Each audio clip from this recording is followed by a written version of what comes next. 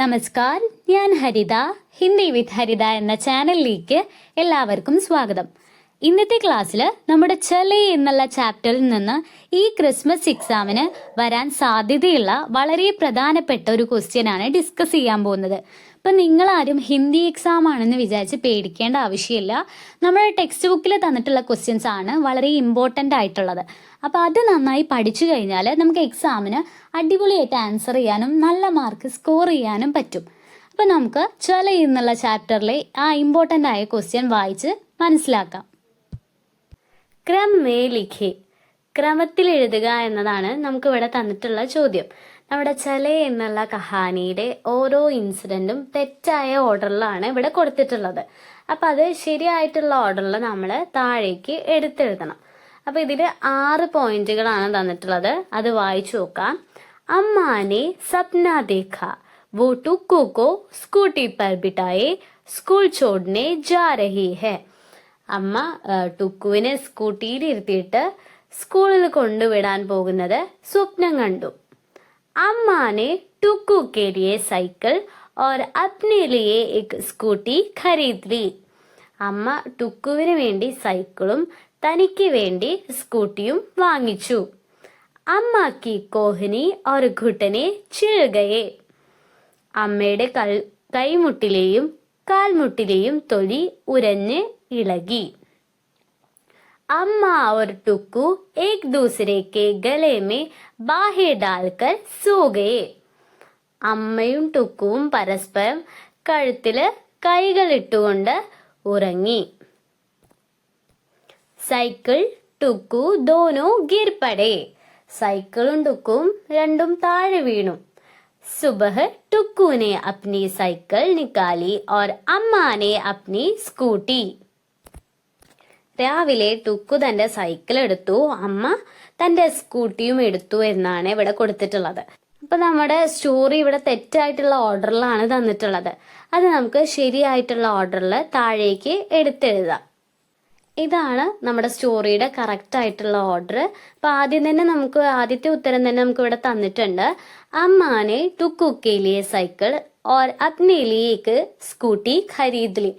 അമ്മ ടുക്കുവിന് വേണ്ടിയിട്ട് ഒരു സൈക്കിളും തനിക്ക് വേണ്ടി ഒരു സ്കൂട്ടിയും വാങ്ങിച്ചു. അപ്പൊ അതിനുശേഷമുള്ളത് സുബഹ് ടുക്കുനെ അപ്നി സൈക്കിൾ നിക്കാലി और അമ്മാ ने अपनी സ്കൂട്ടി. രാവിലെ ടുക്കു തന്റെ സൈക്കിൾ എടുത്തു, അമ്മ തന്റെ സ്കൂട്ടിയും എടുത്തു. സൈക്കിൾ ടുക്കു ദോനോ ഗിർ പടേ. സൈക്കിളും ടുക്കുവും രണ്ടും വീണു അല്ലെ. ടുക്കു രാവിലെ സൈക്കിൾ എടുത്ത് അത് ഓടിക്കാൻ ഇറങ്ങിയപ്പോ എന്താണ്, പെടല് കാലിലെത്തുന്നുണ്ടായിരുന്നില്ല. അങ്ങനെ എന്ത് സംഭവിച്ചു, ബാലൻസ് തെറ്റിയിട്ട് ടുക്കും സൈക്കിളും താഴെ വീഴാണ് സംഭവിച്ചത്. അപ്പൊ അതാണ് ഇവിടെ മൂന്നാമത്തെ വന്നിട്ടുള്ളത്. ഇനി അടുത്തതായിട്ട് അമ്മാക്കി കോഹനി और घुटने छिल गए. അമ്മയുടെ കൈമുട്ടിലെയും കാൽമുട്ടിലെയും തൊലി ഉരഞ്ഞ് ഇളകി. അപ്പൊ അമ്മയും സ്കൂട്ടി ഓടിക്കാൻ പഠിച്ചപ്പോ എന്താണ്, ബ്രേക്ക് വിട്ടിട്ട് ബാലൻസ് തെറ്റി അമ്മയും വീണിട്ടുണ്ടായിരുന്നു. അങ്ങനെയാണ് അമ്മയുടെ കൈമുട്ടിലെയും കാൽമുട്ടിലെയും തൊലി ഉരഞ്ഞ് ഇളകിയത്. അപ്പൊ ഇനി നമുക്ക് അടുത്തത് വായിച്ചു നോക്കാം. അമ്മ और टुकू एक दूसरे के गले में बाहें डालकर सो गए. അമ്മയും ടുക്കുവും പരസ്പരം കഴുത്തില് കൈകളിട്ടുകൊണ്ട് ഉറങ്ങി എന്നാണ് ഇവിടെ പറയുന്നത്. അപ്പൊ അവർക്ക് ആക്സിഡന്റ് സംഭവിച്ചില്ല. രണ്ടുപേരും ബാലൻസ് തെറ്റി വീണു. ടുക്കുവിന്റെ തലയിൽ ഒരു മുഴ വന്നു. അമ്മേന്റെ കാൽമുട്ടിലും കൈമുട്ടിലെയും തൊലി ഉരഞ്ഞിളകി എന്നൊക്കെ പറഞ്ഞു. അപ്പൊ അതിനുശേഷം രാത്രി വന്നിട്ട് എന്താണ്, അവരിത് ഡിസ്കസ് ചെയ്തതിന് ശേഷം രണ്ടുപേരും എന്താണ് പരസ്പരം കൈകള് കഴുത്തിലിട്ടുകൊണ്ട് ഉറങ്ങി എന്നാണ് ഇവിടെ പറഞ്ഞിട്ടുള്ളത്.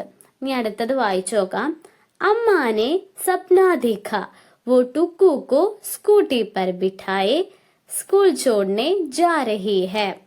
അമ്മ സ്വപ്നം കണ്ടു. അമ്മ എന്താ സ്വപ്നം കണ്ടത്, അമ്മ ടുക്കുവിനെ സ്കൂട്ടിയിൽ ഇരുത്തി സ്കൂളിൽ കൊണ്ടുവിടാൻ പോകുന്നതാണ് അമ്മ സ്വപ്നമായിട്ട് കണ്ടിട്ടുണ്ടായിരുന്നത്.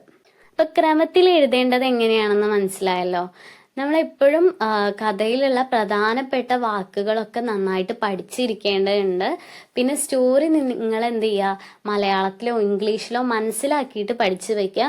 അപ്പം ഏത് രീതിയിലുള്ള ചോദ്യങ്ങൾ വന്നു കഴിഞ്ഞാലും ഉത്തരങ്ങൾ എഴുതാൻ പറ്റും. അപ്പം ഇവിടെ നമുക്ക് കുറച്ച് തന്നിട്ടുള്ള പോയിന്റ്സ് പരീക്ഷയ്ക്ക് ചിലപ്പോൾ വേറെ രീതിയിലുള്ള പോയിന്റ്സ് ആവും തരുന്നുണ്ടാവുക. അപ്പം അതൊക്കെ ഏത് രീതിയിലുള്ള ചോദ്യങ്ങൾ വന്നു കഴിഞ്ഞാൽ നമുക്ക് ഉത്തരങ്ങൾ എഴുതാൻ പറ്റുന്ന രീതിയിൽ എന്ത് ചെയ്യുക, മനസ്സിലാക്കിയിട്ട് പഠിക്കുക. അപ്പം നമ്മുടെ ചാനലിൽ എക്സാമിന് വരാൻ സാധ്യതയുള്ള വളരെ പ്രധാനപ്പെട്ട ക്വസ്റ്റ്യൻസും ഓരോ ചാപ്റ്ററും ഒക്കെ അപ്ലോഡ് ചെയ്തിട്ടുണ്ട്.